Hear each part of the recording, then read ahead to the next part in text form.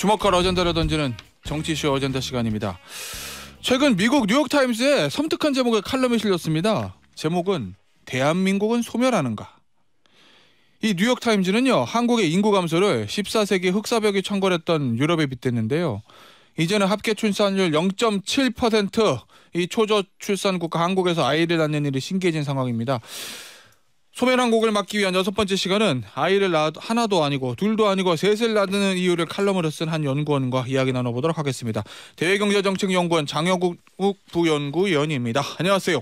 네, 안녕하세요. 자, 위원님, 본인 소개부터 좀 부탁드릴게요. 네, 안녕하세요. 저는 대외경제정책연구원 세종시에 있는 국책연구기관입니다. 거기에 유럽 팀장으로 지금 근무하고 있고요. 얼마 전에 셋째가 태어나서 이제 새 아이의 아빠이기도 합니다. 야, 첫째가 몇 살이에요?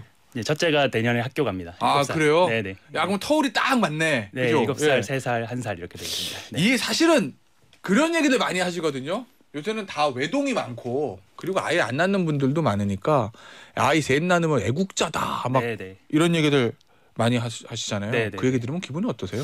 그러니까 저는 그냥 아이가 너무 예뻐서 네. 개인적인 결정으로 이제 아이를 낳는데 주변에서 나라 위해서 큰일했다라고 말씀들을 많이 해주셔서 네 그렇습니다라고 대답하고 있습니다. 근데 네. 점점 아이 낳기가 힘들다. 아이 낳는 것 자체는 힘든 게 아니죠. 아이 낳고 나서 키우는 게 힘들다. 교육비도 그렇고 네. 주거비도 그렇고 그래서 아이를 낳지 않는다는 얘기들 많이 하는데 이저 칼럼의 제목이 셋째를 낳기로 한 이유 이겁니다. 왜 셋째 낳기로 하신 거예요? 단순히 애가 예쁘다. 일단 제일 큰 거는 아이가 너무 예쁘다. 네. 하나 키워봤는데 둘은 있어야겠다. 네. 둘 키워봤는데 둘도 괜찮네. 셋도 괜찮겠다. 네. 그렇게 해서 결정을 했는데 당연히 이제 그런 기쁨과 이런 유익과 함께 이제 비용이 따라오니까 노력도 필요하고 이제 그런 부분들을 참 운이 좋게도 많이 이제 힘들어하시는 시기에 죄송스럽긴 합니다만 제가 이제 운이 좋게도 그런 여건들 개인적인 여건들이 좀 갖춰졌다는 게 일단 결정의 중요한 요인이었습니다. 양육할 수 있는 여건이. 여건. 네네. 그러니까 비교적 이제 아내도 장기간 휴직이 가능하고 저도 출퇴근이 비교적 유연해서 양육에 많이 참여할 수 있고. 뭐 여러 가지 그 주변에 도와주시는 분들도 많고 그런 개인적인 여건이 중요했다고 봐서 출산율 제고를 위해서 당연히 이제 개인적인 여건에 대한 지원이 필요할 것 같고요. 그거에 더해서 제가 이제 경제사 연구를 했는데 앞으로 아이에게 다가올 미래가 우리가 지금 걱정하는 것보다는 조금 낫지 않을까, 조금 더 밝지 않을까. 그런 또 예상이 하나가 있었습니다. 그게 이제 관심이었는데 왜냐면은 사실은 아까도 제가 말씀드렸듯이 이제 주거비 많이 들고 교육비 많이 들고 애 낳아서 키우는 게 정말 암울한데 아주 쉽게 얘기하면 내 인생도 암울한데 내가 애까지 키울 수 있을까 이거잖아요. 미래가 불투명하다. 그래서 애를 안 낳는 가장 큰 이유들이라고 하는데 우리 위원님은 반대로 보셨거든요. 미래가 더 나을 거다. 칼럼에서. 네. 어떤 맞습니다. 의미신 거죠? 그거? 그러니까 당연히 이제 미래를 정확하게 예측은 할 수 없고 또 사람이 어떻게 하느냐에 따라서 미래가 많이 달라지는 부분도 있지만 제가 연구하고 이제 가르치고 있는 이 경제사 쪽으로 여러 사례를 보니까 경제사. 네. 인구가 감소했을 때 조금 사람의 어떤 그 환경이나 이런 것들이 좀 나아지는 부분도 분명히 있더라. 조금 이따 자세히 말씀드릴 기회가 있을 텐데 뭐 몇 가지 사례가 지금 말씀해 주셔도 돼요. 네, 지금 그러면은 뭐 예를 들어서 이제 그 칼럼에서 흑사병 얘기했고 흑사병 수준으로 이제 우리나라 뉴욕타임스 칼럼에서요. 네, 뉴욕타임스 칼럼에서 그런 얘기를 했는데 사실은 그 흑사병이 14세기 중반에 발생한 이후에 그 뒤에 살아남은 사람들에게는 굉장히 많은 또 좋은 일들이 사실은 있긴 있었습니다. 좀 비극이었지만 예를 들어서 이제 임금 그 당시에 이제 농민들이 많이 죽었기 때문에 그러니까 노동력이 굉장히 부족해졌고 살아남은 농민들은 임금이 굉장히 많이 증가를 했었습니다. 예를 들어서 이제 뭐 제가 기록들을 좀 몇 개를 가져왔는데 그 영국에 있는 서포크주에 이제 이게 수확하는 사람들 임금이 처음에는 1에이커를 수확하면 3펜스를 받았는데 흑사병이 발발한 다음에는 그게 이제 5펜스로 증가를 해서 67% 노동력이 부족하게 그렇게 됐구나. 또 한 곳 뭐 옥스퍼드셔 같은 경우에는 주급이 이제 2실링이었는데 흑사병 이후에 10실링이 돼서 5배가 증가를 했습니다. 그래서 예를 들어서 이제 우리나라도 인구가 감소해서 노동 인구가 부족해지면은 결국은 남아 있는 사람들, 노동력을 제공할 수 있는 사람들의 임금이 상승을 할 거라는 거죠. 흑사병 때만큼 드라마틱하게는 아니지만 그게 하나가 있고 또 이제 인구가 감소하면서 바닥을 치고 올라간다 뭐 이런 올라간다는 거죠. 임금이 사실 지금도 임금은 이미 올라가고 있고요. 우리나라뿐만 아니라 전 세계에서. 그리고 이제 아무래도 아이 수가 줄어드니까 한 명의 아이에게 이제 투자할 수 있는 어떤 자원도 더 많아지고 그게 이제 인적 자본의 축적으로 연결되고 이제 사실은 그때 흑사병 이후에 그런 일들이 유럽에서 일어났거든요. 그 여성의 이제 노동 참여가 늘어나고 혼인 그 연령도 늦춰지고 아이도 조금 적게 나면서 인적 자본이 한 아이 태어난 아이에게 쌓이는 일들이 일어났습니다. 그게 결과적으로 이제 18세기에 가면은 산업혁명까지 이어지는 그런 결과가 있었는데요. 이 산업혁명이 일어나는 결정적인 배경 중에 하나가 노동력 감소로 인한 고임금이었습니다. 임금이 너무 높으니까 이제 사람을 사서 쓰는 게 이제 문제가 생기는 거죠. 그러다 보니까 기술을 개발해야겠다. 그러니까 사실은 과학 수준은 이미 발달이 돼 있었는데 임금이 높아서 그 과학 수준을 기술로 바꾸는 게 이제 수시타산이 맞기 시작한 거죠. 그러다 보니까 이제 영국에서 고임금에 기반한 기술 발전, 예를 들어 방적 기술이라든지 제철 기술이라든지 뭐 증기기관 이런 것들의 발명이 이어지면서 결국은 산업혁명이 18세기에 일어나게 됐다. 그러면 그 얘기는요. 아이를 안 낳아서 우리가 지금 인구 감소가 시대로 들어선 거잖아요. 초저출산 때문에. 인구가 감소가 돼도 대한민국 미래는 아주 어두워지지는 않을 것이다. 턴어라운드가 올 것이다. 이 얘기입니까? 아니면은 그러니까 애를 낳으랍니까? 사실 하시고 싶어요. 아이를 낳는 거는 지극히 개인적인 결정이고 본인의 지금 여건에 따라서 맞춰서 하면 되는데 진짜 지금 말하는 것처럼 물론 굉장히 어두운 전망들이 있는 것도 사실이고 어느 정도 일리가 있지만 그런 미래만 있는 것은 아니고 크게 걱정할 것은 없다. 결국은 인류가 답을 찾아갈 것이기 때문에 균형을 찾아갈 것이기 때문에 어느 정도 밝은 미래도 예상하는 것이 가능하다. 이거 개인적인 제 생각입니다. 알겠습니다. 그 칼럼 보니까 이런 얘기도 있어요. 베이비붐 세대의 은퇴를 시작으로 우리 자녀들이 적게 일하고 많이 버는 시대를 살게 될 거다. 그 얘기도 아까 말씀하신 그 얘기인 건가요?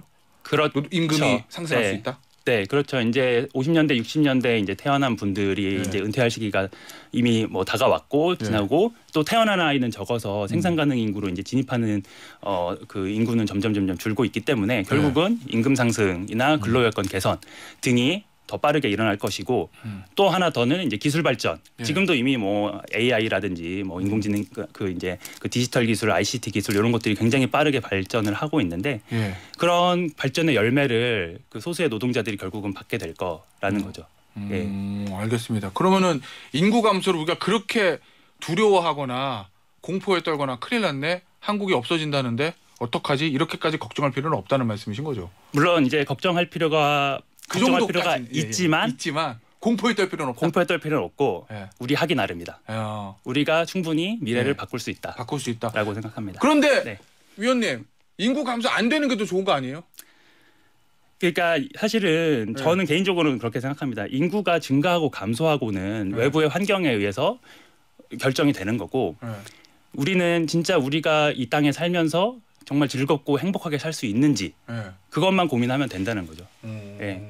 알겠습니다. 인구 감소는 결과적인 수치고 우리는 그 지금 사는 사람들이 어떻게 행복하게 살 수 있고 지금 태어나는 아이들에게 어떻게 더 좋은 세상을 물려줄 수 있을지를 고민하면 된다고 생각합니다. 알겠습니다. 자, 근데 일단 당장은 이게 이제 초저출산과 고령화 때문에 인구 감소 이게 당장 이제 노동력의 부족으로 돌아오니까 결국 이민자를 많이 받아들여야 된다. 그것도 유럽보다 더 많이 뭐 이런 얘기 나오거든요. 그 많은 이민자가 만약 한국으로 들어오면 우리 사회가 좀 많이 변할 거라고 보세요? 긍정적인 측면이냐 부정적인 측면 다?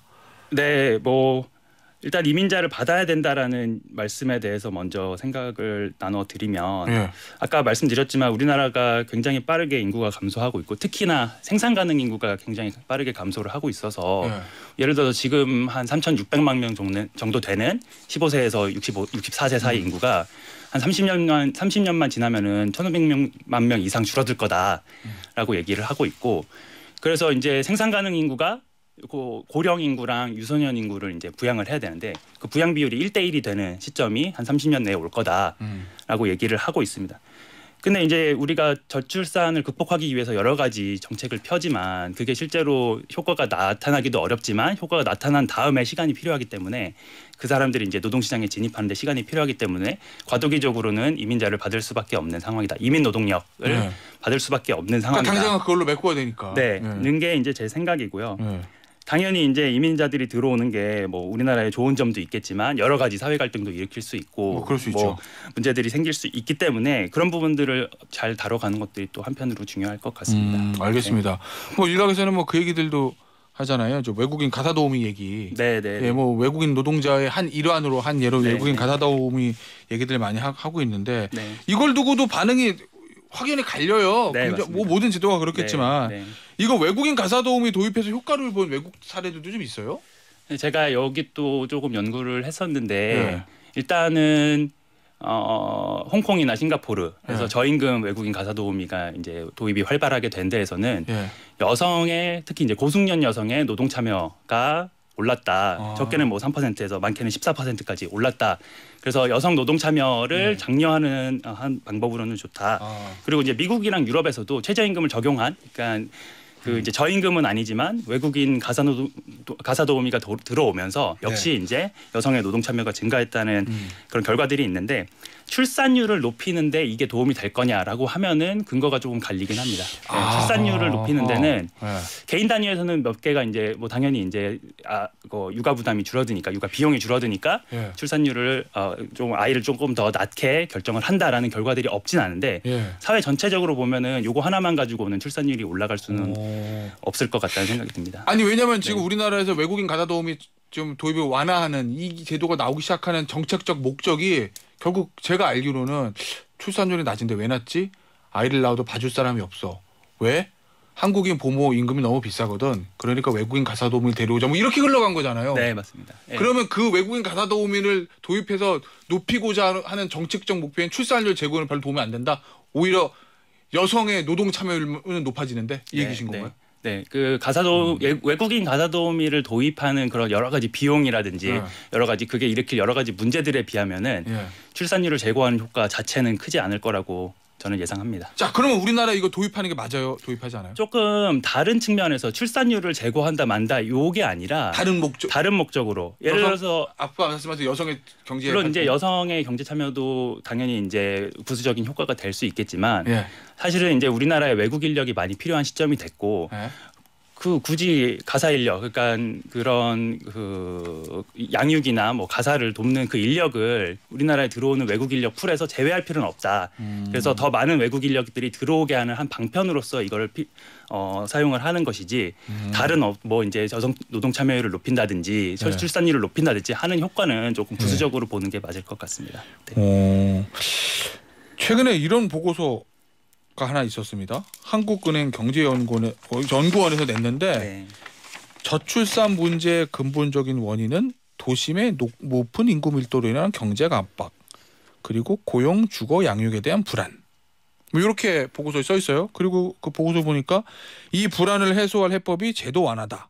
뭐 이렇게 써 있던데 이 제도 완화가 정말 해법이 될 수 있는 거예요? 네, 저도 그 보고서 읽어봤고 굉장히 잘 쓴 보고서라고 생각합니다. 원인도 잘 파악을 했고 거기에 대한 해법도 필요한 해법들을 제공을 했습니다. 그게 이제 제도 완화라고 말씀하셨는데 이제 노동시장 이중 구조를 완화를 하고 그러니까 저임금 그러니까 임금 격차를 줄이고 그다음에 뭐 주택 가격도 하향 안정하고 또 수도권의 인구가 너무 과밀돼 있으니까 수도권 집중을 완화하고 교육 부분에서 경쟁을 완화하고 그 연장선상에서 교육비도 낮추고 뭐 이런 것들을 얘기를 했는데 하기 나름이라고 저는 생각합니다. 이게 저절로 이루어지는 부분도 분명히 있고요. 인구가 줄어들면 당연히 이제 경쟁 압력이 완화될 수밖에 없습니다. 집값이라든지 노동시장이라든지 교육 부분에서 자연스럽게 줄어들 거고 그거는 한 향후 20-30년 내에 제 생각에는 저절로 줄어드는 부분들이 있을 거라고 생각하고요. 이제 사람이 좀 해야 되는 부분들은 그 줄어드는 과정에서 생산력도 늘어나고 그러니까 잠깐 일해서 많이 벌 수 있는데 그 과실이 모두에게 공평하게 배분되지는 않을 거거든요. 어떻게 공평하게 배분할 것인가.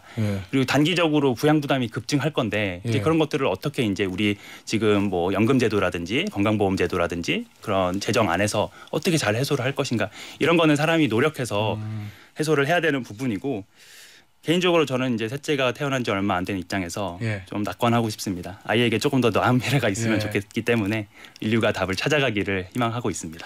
알겠습니다. 오늘 인터뷰는요 여기서 마치도록 하겠습니다. 지금까지 대외경제정책연구원 장영국 부연구위원이었습니다. 감사합니다. 네, 감사합니다.